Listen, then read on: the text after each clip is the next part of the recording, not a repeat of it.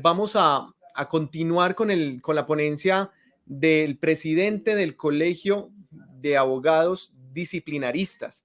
que es el doctor David Roa Salguero. Muy buenos días a todas las personas que nos acompañan la mañana de hoy. De antemano, agradecer enormemente el privilegio que me otorga la alcaldía de Manizales, al igual que el doctor Cristian David Salazar, quien lidera el grupo de control disciplinario de este ente territorial, y a todas las personas que nos escuchan y que nos acompañan la mañana fría de Bogotá para hablar de este tema tan apasionante como lo es el derecho disciplinario. A mí se me ha asignado un tema sumamente atractivo, de verdad que para mí es un placer hablar del debido proceso en el Código General Disciplinario. En estos 20-25 minutos que me han otorgado, hablaré de un tema crucial para la entrada en vigencia del Código General Disciplinario y que tiene a más de uno preocupado y en vilo frente a la aplicación de la Ley 2094 de 2021 y también la Ley 1952 del año 2019. Para ello, voy a tratar de compartir una serie de reflexiones que he tenido durante los últimos días, partiendo desde la conceptualización del derecho disciplinario, para pasar en segunda medida a las garantías que conforman el debido proceso, ya sea desde el punto de vista constitucional y desde el ámbito convencional.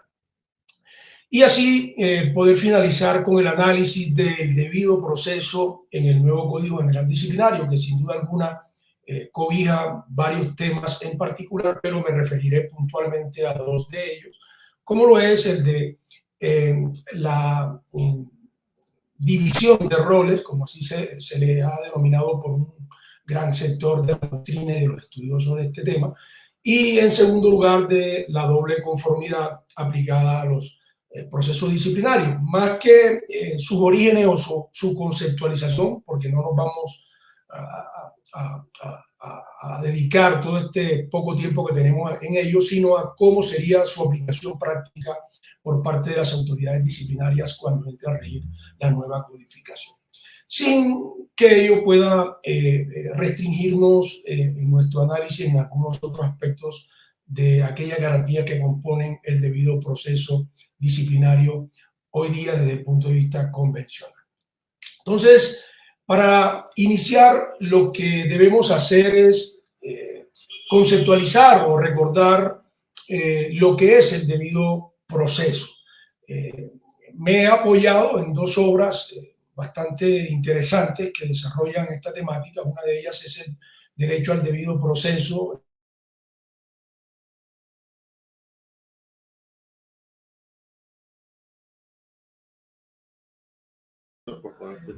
Doctor, por favor, apertura micrófono que te silenciaste.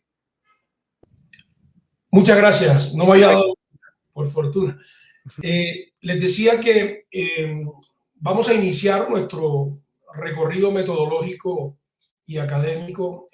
conceptualizando el debido proceso, y para ello me he apoyado en dos obras bien interesantes que desarrollan este tema. La primera de ellas es el derecho al debido proceso en la jurisprudencia de la Corte Interamericana de Derechos Humanos, y la segunda obra es las garantías mínimas del debido proceso, de un autor peruano que se llama José Luis Castillo Alba. Lo que debemos inicialmente entender y comprender es que el proceso es un medio para asegurar en la mayor medida posible la solución justa de una controversia, a lo cual contribuyen el conjunto de actos de diversas características, generalmente reunidos al concepto de debido proceso legal. De tal manera que el debido proceso, entendido así, presupone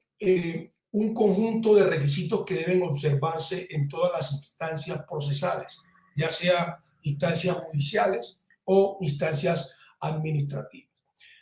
Cuando de esa conceptualización rescatamos que el proceso sirve para asegurar en la mayor medida posible la solución justa de una controversia, entendemos la razón por la cual la jurisprudencia de la Corte Interamericana de Derechos Humanos ha desarrollado que el debido proceso se debe entender como un derecho absoluto, en el sentido que se debe solucionar de manera justa una controversia, sobre todo para aquellos casos donde se decide la responsabilidad de un procesado o los procesos sancionatorios. ¿Y cuáles son las garantías que componen ese debido proceso? Pues basta solo leer detenidamente el artículo 29 de la Carta Política de 1991 y el artículo 8 de la Convención Americana de Derechos Humanos. En primer lugar, encontramos la legalidad como un principio, el de juez natural o el del juez competente, tanto en el artículo 29 como en el artículo 8 de la Convención Americana de Derechos Humanos, el de la favorabilidad, que es poco usual en materia disciplinaria, aun cuando lo tenemos regulado tanto en la Ley 734 de 2002 como en la Ley 1952 del año 2019, la presunción de inocencia, el derecho a la defensa, que encuentra una significativa importancia en la Ley 2094 de 2021 al consagrarse en su artículo 70 la posibilidad de una defensoría pública disciplinaria a partir de abogados que ofrece la Defensoría del Pueblo cuando no se tengan las condiciones económicas y sociales para asumir la defensa a través de un defensor de confianza o hacerla de manera directa, lo cual es bastante criticado de manera reciente, teniendo en cuenta que si se trata de un sujeto investigado que es un servidor público que recibe un salario y que tiene de una u otra forma unas condiciones económicas distintas a una persona que no tiene una vinculación laboral, podría pagar eventualmente su defensa o los honorarios del profesional del derecho que lo represente al interior de los procesos disciplinarios. Pero este es un gran avance, porque no solamente son las condiciones económicas, sino también sociales que ameriten la representación de una persona, porque pueda que un investigado disciplinariamente tenga las condiciones económicas, pero ningún abogado esté en capacidad o quiera representar a ese investigado por cualquier razón política o social que le impida. También otra garantía es la publicidad del proceso, que se lleve a cabo en un plazo razonable y sin dilaciones justificadas. También garantías que se encuentran en la Convención Americana de Derechos Humanos, a presentar y controvertir pruebas, a impugnar la sentencia condenatoria, lo cual debe entenderse no solamente como la garantía de la doble instancia, sino también a la doble conformidad, que es uno de los grandes avances que tiene la Ley 2094 de 2021, frente a lo cual habíamos cuestionado ya desde el año 2019 en un libro titulado Garantías Convencionales del Derecho Disciplinario, obra que fue elaborada en coautoría con nuestro amigo y colega Carlos Arturo Duarte Martínez. A no ser juzgado 2 veces por el mismo hecho, una garantía que también se encuentra bastante matizada en nuestro ordenamiento jurídico disciplinario y flexibilizada, tanto así que a través de la sentencia C899 del año 2011, en la cual fui demandante en una disposición de la ley 1123 del año 2007, que es el régimen disciplinario de los abogados, se cuestionó el hecho de que un abogado que ejerza funciones públicas en relación con el ejercicio profesional pueda ser investigado tanto disciplinariamente como por incumplir su deber profesional y asimismo por incumplir su deber funcional por las autoridades competentes. De tal manera que es una garantía que se encuentra un tanto matizada o flexibilizada. Y así encontramos por último la otra garantía, que es la de la nulidad de la prueba ilícita e ilegal, que es cuando, por ejemplo, una prueba es obtenida con violación de los derechos fundamentales del procesado o porque no se atiende la ritualidad procesal para su incorporación al expediente disciplinario. Todas estas garantías componen lo que denominamos el debido proceso disciplinario. Sin embargo, Vamos a hacer énfasis en cuál es la novedad, lo que a mí siempre me ha llamado la atención de la ley 2094 de 2021, a pesar de las diversas críticas que ustedes muy bien conocen. Y es que en el artículo tercero se reguló el debido proceso de una manera mucho más garantista y atendiendo a unas exigencias convencionales consignadas fundamentalmente en el contenido de la sentencia condenatoria del caso Petrurrego contra Colombia. Podemos decir que en términos convencionales el debido proceso se traduce centralmente en las garantías judiciales reconocidas en el artículo 8 de la Convención. Pues allí se contempla un sistema de garantías que condicionan todo el ejercicio del ius puniendi estatal de cada uno de los estados que conforman el sistema americano. Pues buscan asegurar que el investigado disciplinariamente no sea sometido a decisiones arbitrarias. Básicamente, ¿por qué es importante o cuál es la importancia del contenido del artículo tercero de la ley 2094 de 2021? En primer lugar, porque la autoridad que investiga no puede ser la misma que juzga, una crítica que hemos venido haciendo a lo largo de los años anteriores. Según lo señalado y lo que quedó claramente consignado en la sentencia del caso Petro.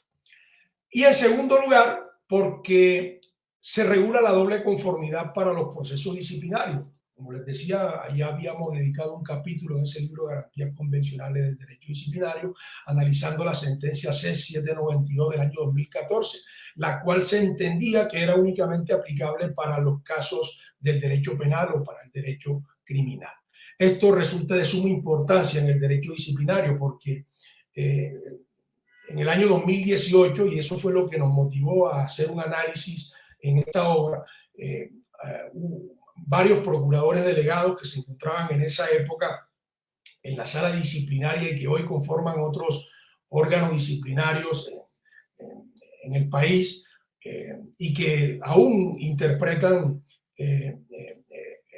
la norma como el juez, la boca de la ley, interpretaban de forma literal lo dispuesto en la ley 734 de 2002, desconociendo las garantías constitucionales de una persona que al momento de revisarse en sede de apelación una absolución, terminaban sancionando disciplinariamente a los investigados y rechazaban los recursos que se interponían en contra de la primera decisión sancionatoria por parte de la sala disciplinaria de la Procuraduría. Esto es sumamente destacable en la ley 2094 de 2021 frente al hecho de que se dé la posibilidad de impugnar la primera sanción recibida por parte del investigado. En cuanto a la división de roles, hay que decir algo muy importante, y es que el artículo tercero, además de decir que el disciplinable será investigado y luego juzgado por un funcionario diferente, independiente e imparcial, lo cual es también abiertamente cuestionable, porque de independencia, de imparcial y de autonomía no se tiene todavía al interior de la Procuraduría General de la Nación y mucho menos en las oficinas de control disciplinario y en las personerías. Se dice que en el proceso disciplinario debe garantizarse que el funcionario instructor no sea el mismo que adelante el juzgamiento. Y esto es lo que ha venido haciendo de una manera bien interesante en la Procuraduría, y lo cual es digno de aplaudir frente al hecho de que el funcionario que investiga y termina formulando pliego de cargo no será el mismo que continúe el proceso en la etapa de juzgamiento. La pregunta es, ¿por qué la Procuraduría sí lo viene haciendo, aun cuando el artículo tercero no entró a regir junto con el que otorgó las funciones jurisdiccionales? Y mientras tanto las oficinas de control disciplinario interno de las entidades públicas y las personerías no tuvieron esa misma iniciativa como la Procuraduría, tanto así que la Procuraduría expidió varias resoluciones en ese sentido, otorgando una serie de competencias internas para adelantar el juzgamiento de las actuaciones disciplinarias. Y esto es bastante curioso porque esas mismas directrices se enfocaron en lo que tiene que ver con el trámite de las investigaciones respecto de aquellos servidores públicos de elección popular que debían remitir de manera inmediata los expedientes a la Procuraduría General de la Nación, cuando la disposición que regulaba en ese sentido este tema, tal cual es el artículo 74, no entraba a regir tampoco, al decir que los expedientes disciplinarios contra servidores públicos de elección popular que a la entrada en vigencia de esta ley estén en curso en las personerías municipales serían enviados inmediatamente a la Procuraduría General de la Nación. La norma no había entrado a regir y ya estaban haciéndose este tipo de exigencias. Entonces, la pregunta es, ¿por qué toda esta serie de situaciones entraron a cumplirse de manera inmediata, pero el debido proceso en cuanto tiene que ver a la división de roles entre investigación y juzgamiento no se tuvo en cuenta dentro de los procesos disciplinarios que actualmente se tramitan antes de la entrada en vigencia del nuevo Código Disciplinario? Muchos me dirán y acudirán a las interpretaciones normativas juez boca de la ley que la norma no ha entrado a regir. Sin embargo, se desconoce que el debido proceso es una norma de orden público que desarrolla una serie de garantías convencionales y constitucionales y que no debe esperar a que una ley de la República entre a regir para que sean reconocidas al interior de los procesos de naturaleza sancionatoria. Otro aspecto que hay que mencionar frente a la división de roles son las dificultades que no se tuvieron en cuenta o una omisión clara, una omisión legislativa en el artículo 14 de la Ley 2094 de 2021. Porque se establece que toda entidad u organismo del Estado debe organizar una unidad u oficina del más alto nivel encargada de conocer los procesos disciplinarios que se adelanten contra sus servidores públicos. Ojo con eso. Pero resulta que no otorgó la competencia de otra unidad o de otra oficina para adelantar el juzgamiento o de otra dependencia encargada de adelantar el juzgamiento. Y esta es una crítica que muy atinada que tiene nuestro amigo y colega Ernesto Espinosa al decir que el tema aquí es de competencias y cómo se le otorgan competencias en las oficinas de control disciplinario, por ejemplo, o en las entidades públicas, a las oficinas jurídicas o a otra dependencia de la administración para tramitar el juzgamiento de procesos disciplinarios que previamente han sido instruidos por las oficinas del más alto nivel u oficinas de control disciplinario interno. Sin embargo, la solución estaría que en últimas lo que se está garantizando es el debido proceso consagrado en el artículo 3º, en el sentido de que quien investiga no sea el mismo funcionario que juzga. De todas formas, se corre el riesgo que ante el control contencioso de los actos administrativos sancionatorios que expida tanto la Procuraduría,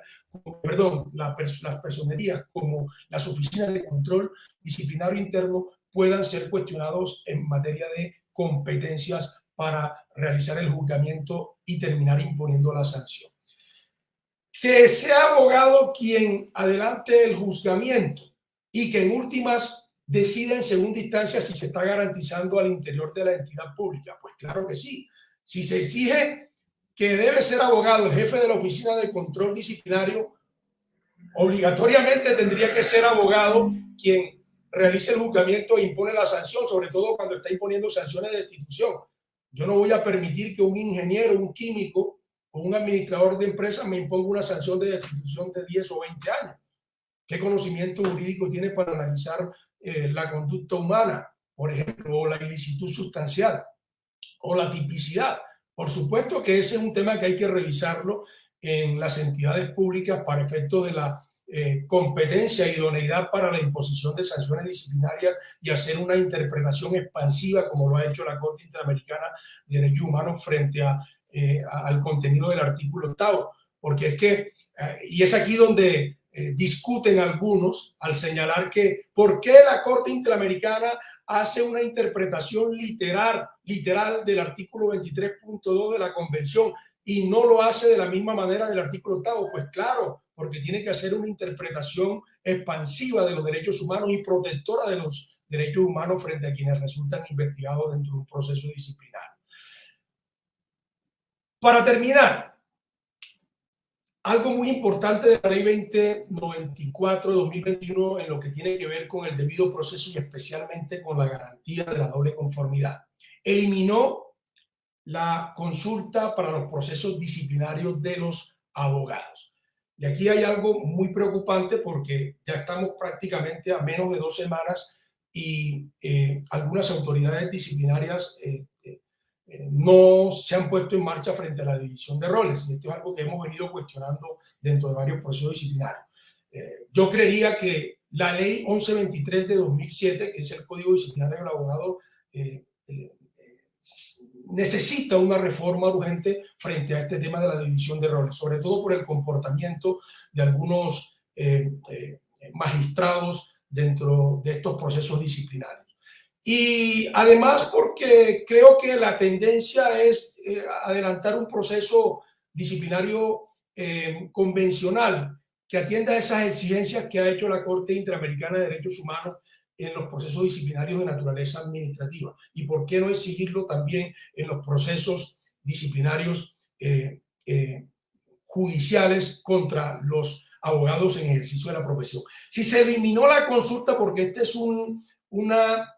figura que no garantiza la doble conformidad, creo que es un mensaje claro que se está dando desde la ley 2094 para que se revise el contenido de la ley 1123 del año 2007. Y por último,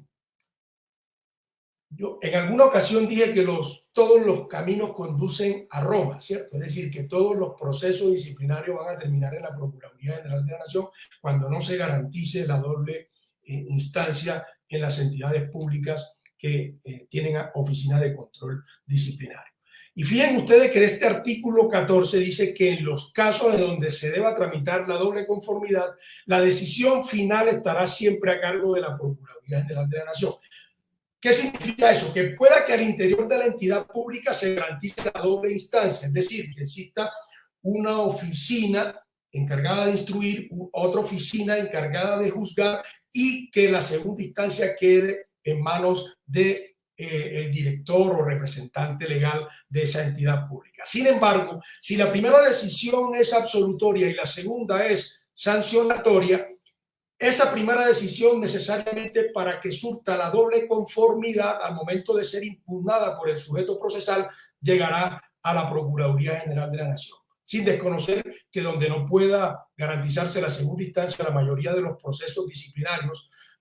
terminarán allá en la Procuraduría, así como aquellos donde las entidades públicas no puedan garantizar la división de roles tal cual como lo ha establecido la Ley 2094 de 2021. De esta manera, puedo dar por finalizada mi intervención, mi breve intervención. Hay mucho más de qué hablar, sin embargo, el tiempo no me lo permite. Agradeciendo de antemano la invitación nuevamente y a todos por escucharme y quedo atento a sus preguntas, inquietudes, críticas, comentarios con el mayor de los gustos. Doctor David, como siempre, un gusto escucharlo, realmente muy claro en toda su disertación. Todos esos aspectos del debido proceso son fundamentales para absolutamente todos los funcionarios públicos, académicos y operadores disciplinarios. Realmente es una información muy, muy valiosa, doctor. Así que le agradezco muchísimo por su generosidad. Al final, pues, va a haber un panel de preguntas donde se hicieron algunas muy, muy interesantes aspectos acerca del debido proceso. Así que al final vamos a continuar con ello. Doctor, así que muchísimas gracias.